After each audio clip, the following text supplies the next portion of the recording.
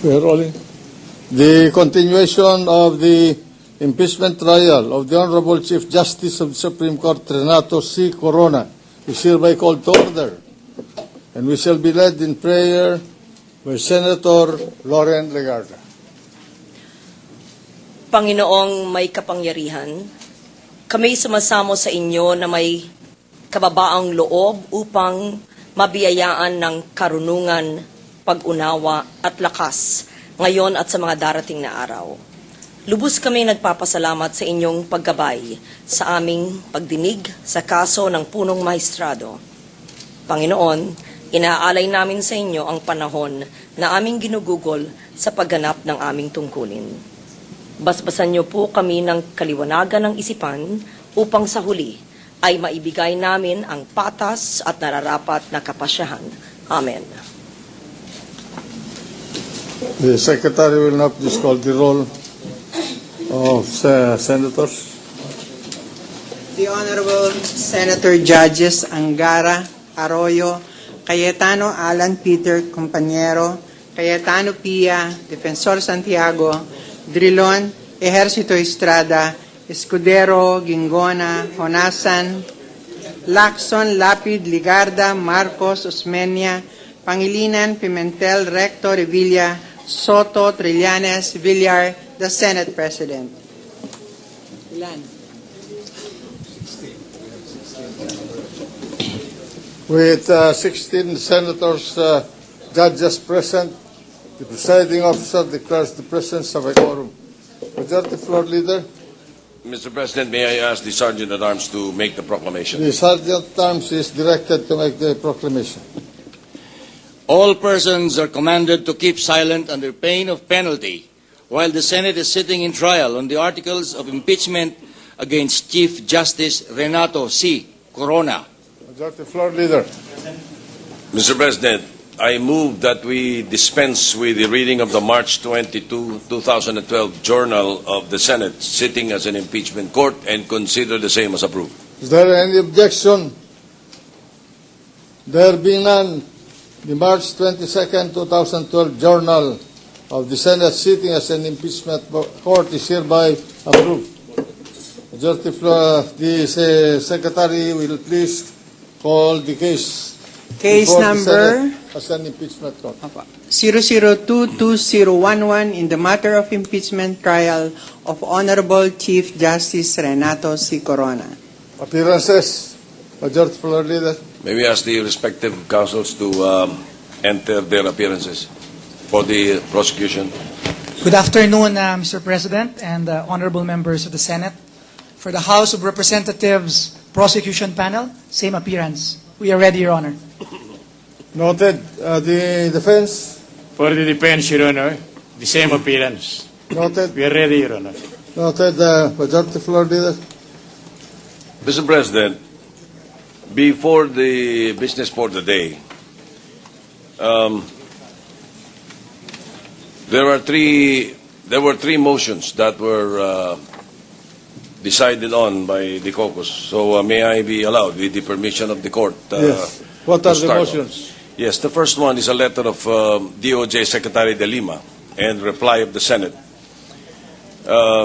In her letter to the Senate President dated March 22, 2012, DOJ Secretary Laila de Lima conveyed her apology for her failure to comply with the subpoena issued by the court, which directed her to testify and bring certain documents before the court last March 22.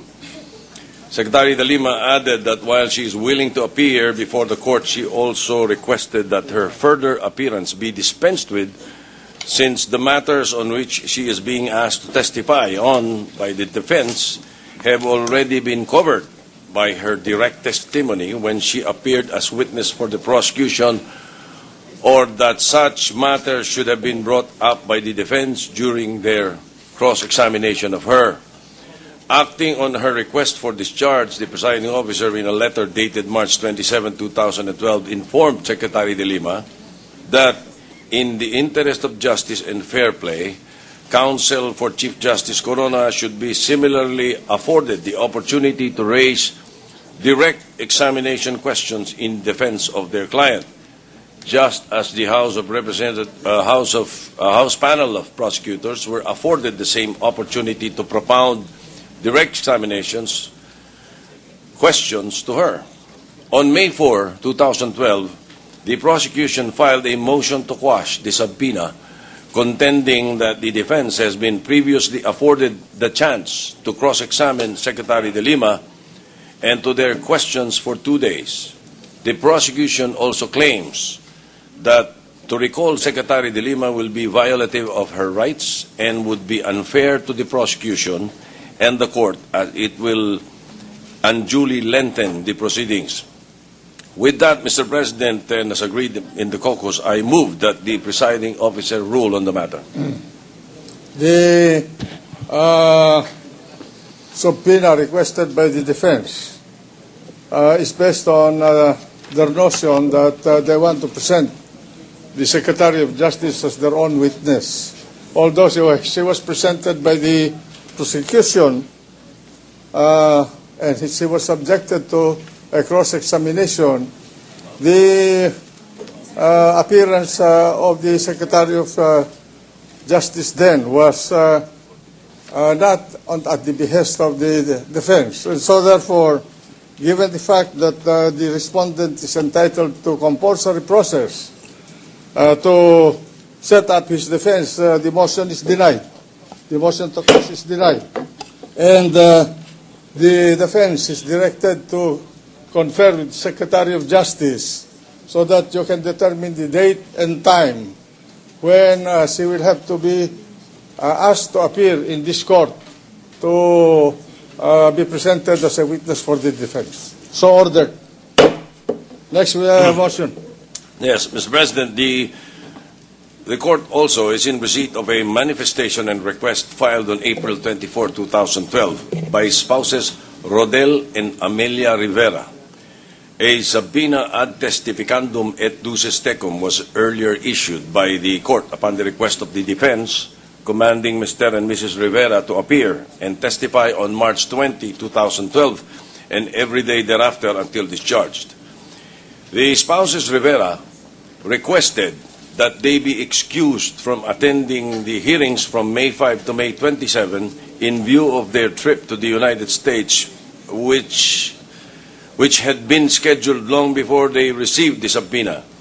The Riveras further manifested that they are ready to attend the hearings and comply with the subpoena after they have returned from their trip. Mr. President, we have been previously informed that the defense is willing to forego with their testimony. Can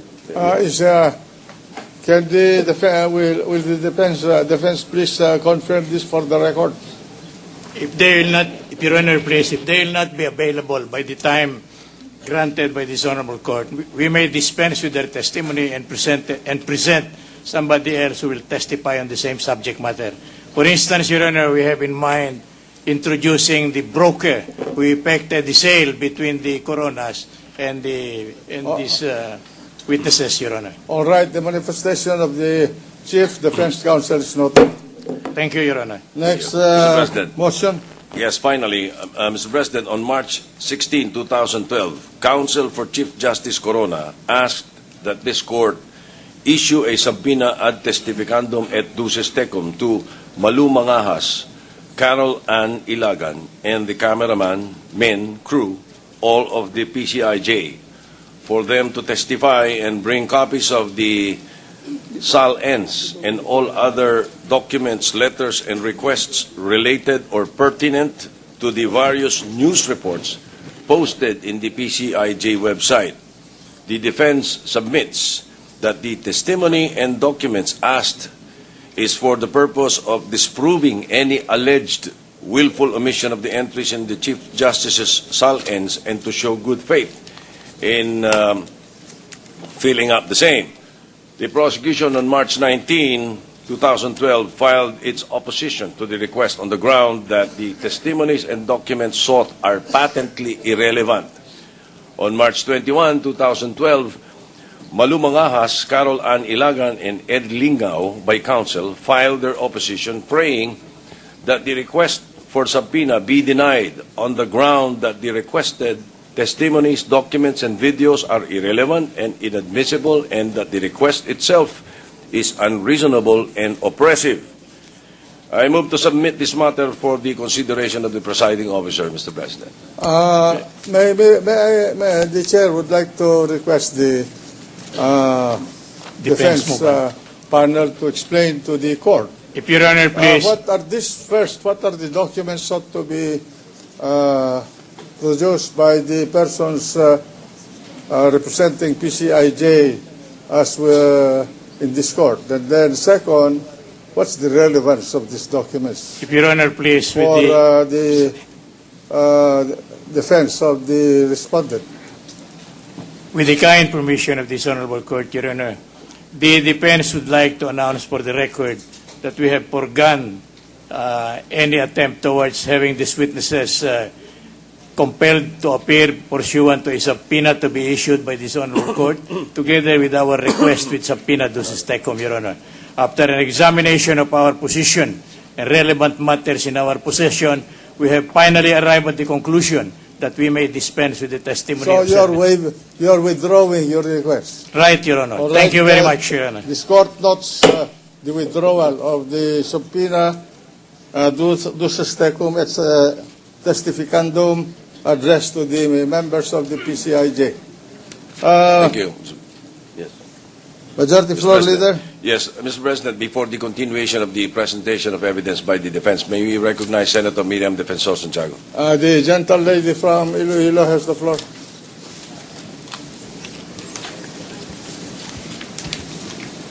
Mr. President, I ask no question of the parties or of counsel or of any witness proposed for presentation this afternoon.